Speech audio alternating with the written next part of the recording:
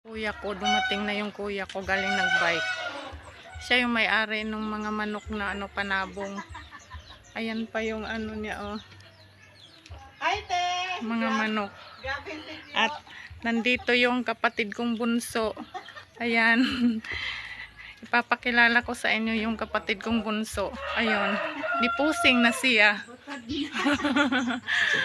Muna mong pagtarong ga. Muna mong kamanghuran. Sa inyo yung kulungan ng manok. Manok to ng kuya ko. Panabong. Oh, natunog-tunog pa siya. Ito yung manok ng kuya ko. Ipakita ko sa inyo. Ayan na siya, guys. Panabong yan ng kuya ko. May inahin siyang kasama. Kasi pinapalahian niya yun. Yung inahin. Para pag nanganak, pag nangitlog yan, magiging rin, magiging panabong yung anak niya.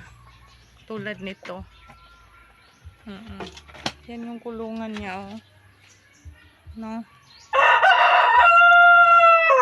Grabe kadako ang kulungan ng manok sa kuya ko ba.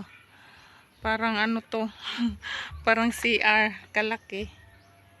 Ayun na siya. Uy, ang yabang. Ito, may kakaibang uri ng sili. Matataba siya. Ito yung puno niya. Yan. Tapos, yan yung mga bunga. Daghan kayo siya bunga, oh.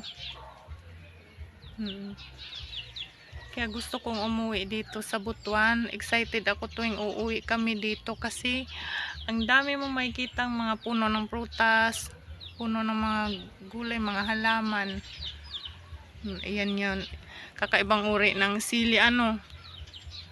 Ito, may mga bunga. Ang dami.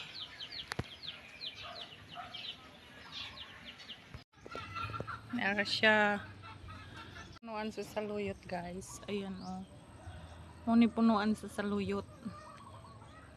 Ayan. Ito pa. Saluyot. Lami magdalaan ni sa Luzon ba? Magdala ka ako ani. Lami kay nagulay yun. Yakan oh, tanglad. Muni siya tanglad.